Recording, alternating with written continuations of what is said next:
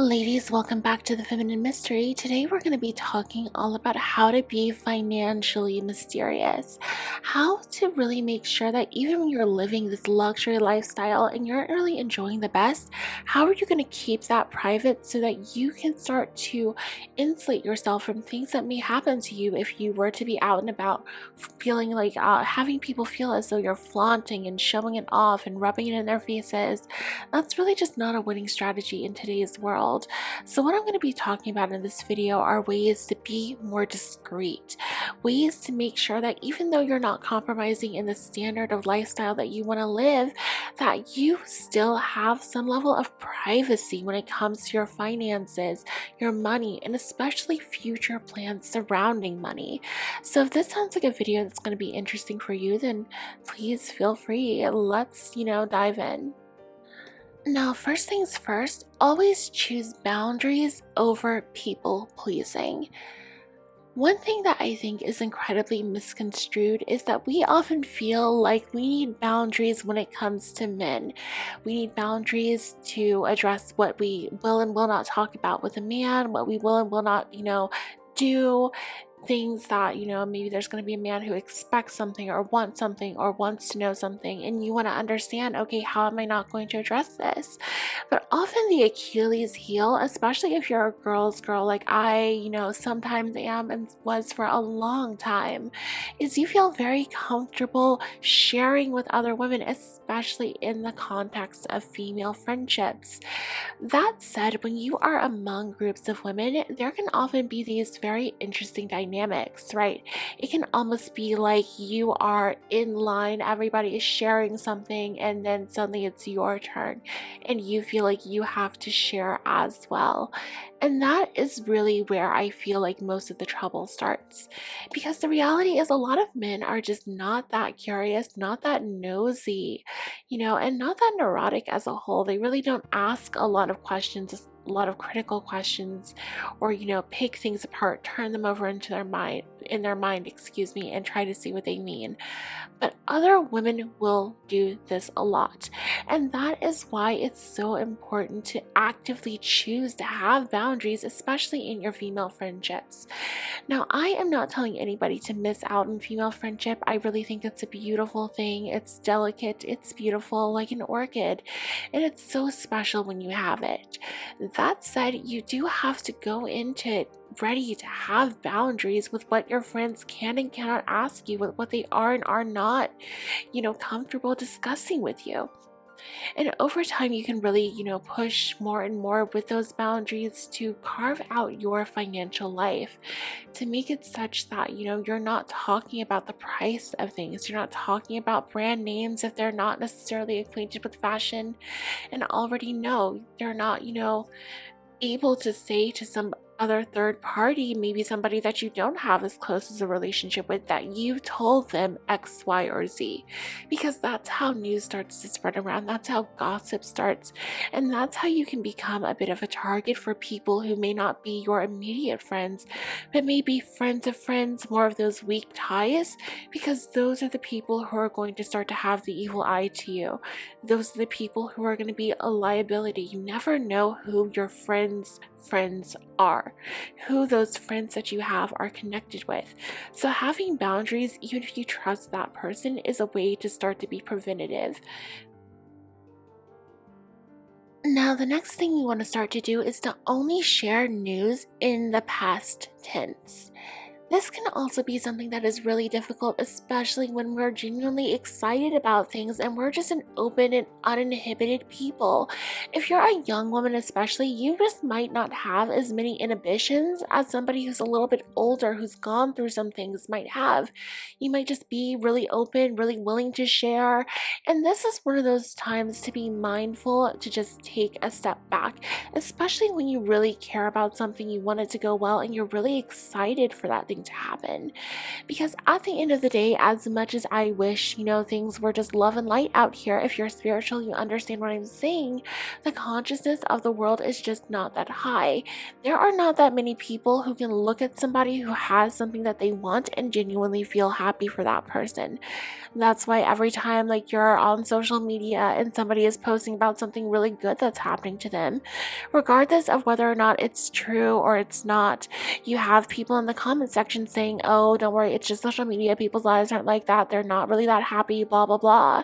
It's because they want to cut other people down to make themselves feel better. And this is a huge thing, especially with coworkers and especially with people that you may not have as deep a relationship with, but who just know people that you know, people who are weak ties, maybe certain distant family members, that sort of thing. Let's say, for example, you're going to take a trip in the summer and you're really excited. You're going to go to, I don't know, maybe Mykonos or something and stay for 2 weeks. You've done everything you need to do. You're really preparing for work. You're getting all of these extra assignments done and you have everything ready to go. Trust me, if you go around and you tell people, I can't wait for my trip to Mykonos, oh my gosh, when I go to Mykonos this summer, it's going to be so good, blah, blah, blah, you might really feel that way. But trust me, you do not want to tell people in advance, because you start to tell your coworkers, and maybe that person is in a situation where they're just, one, not a happy person, but also they, for whatever reason, maybe they can't go on vacation, they have to stay with their family, they have responsibilities, blah, blah, blah, blah, blah. That is the first person who is going to wait until the last minute and deliberately hit you with some kind of assignment that is just urgent, needs to be done, etc. If you try this kind of thing with a family, suddenly there's going to be a family emergency from that direction. This is the kind of thing that happens when you share the good things that are happening for you too early. If you are about to make a certain purchase and you're really excited, be prepared for that purchase to suddenly not be available in the store anymore because that person turned around and went and got it first. That is unfortunately the consciousness of the world. So you really want to be careful with who you're sharing things with and start to share things more so in the past tense, once they've already happened, once they've already gone well, and once you can really start to assess how this person is feeling so you can decide if you want to share more of that information with them or not. Now, I love a luxury lifestyle here, but luxury can be very expensive. So you have to, unfortunately just make do in other areas. And sometimes that involves getting quality products while pushing down the overall cost of beauty. And that is what I really sought to do with my brand as I launched my hair oil. Now, this is an ultra lightweight hair oil. As many of you know, I am a scientist. I'm really into this sort of thing. And what I did here was, instead of using a full chain triglyceride in terms of the oil, I used medium chain triglycerides. Essentially what that means is that it's fractionated coconut oil. It's going to be very small molecules that penetrate very deeply into your hair strand. And we didn't skimp on luxury either. The glass that the packaging is in comes with a pump and everything. It's double sealed. But it's actually imported from Italy. I'm dead serious. Can you believe I paid, value added tax and everything? So if you would like to get it for a great price, check out the link in the description box below and shop my brand on Amazon. Now let's get back to the video. Next, designer labels are best left on our vision boards. Now, I am not here to be a hater. I love designer. I love a label. I have the Chanel Classic Flap. I also have some other more low-key Chanel bags. But let me tell you something from experience wearing these things out in public. Designer bags are over. They're canceled. It's just too much of a liability. Let me tell you something. There is nothing more violating than working hard for something, saving up a lot of money for it, spending it, getting the real deal, and then having that snatched off your arm by a thief. Not only are you now, out all of the money that something like a Chanel Classic Flap costs, but you also have to, get your IDs replaced, you have to get your phone replaced. It's a whole ordeal. Okay, and honestly, with what's going on in the world right now, people are just not the same. A lot of you who follow luxury, you know about the Tamara Kalanick robbery. That was just a disaster. It was an epic thing. It was a shot heard around the luxury community. A lot of people were robbed at the same time, actually, but Tamara's robbery really just captivated everyone, caught everyone's attention because everybody was getting robbed. It's really crazy. So honestly, at this point, it's just not worth it. Beyond that, luxury bags are just canceled. Even the girls who really were out here buying authentic, I'm not going to name names, but they started, just buying fakes, just because of the price increases and them just being disgruntled customers and happening to live in LA. There's a lot of fake bags out here now. In addition, there are people, the people who actually know that they're real, they are thieves, and they are people who perceive you as showing off, flaunting stuff in their face, feeling like, oh, you don't care, you have all this money, but they don't respect the fact that it is terrifying to be assaulted by adult men. So honestly, if I drive nothing else home with this impassioned plea, please, now is not the time for designer luxury labels. If you want to buy Chanel, get a low-key Chanel bag like the Chanel 19, turn around so people can't even see the CC on the front, and just wear it with the pocket facing outward. Get a bag like the Chanel 22, and again, just turn it around so people can't see that it says Chanel. Get things that are more low-key if you want real authentic designer, but honestly, the labels, the flexing, the being in people's face right now in the world, it's really just canceled. It's not going well, and you don't need to be a target for anything. So make sure to mind your safety, get things that are more low-key, leave the designer labels for now, and maybe when things have maybe healed in the world, that might be a better time to bring out, the flashy designer again. Now, the final thing here is probably the most important, besides obviously not getting robbed. You don't need to give any insight on relationships.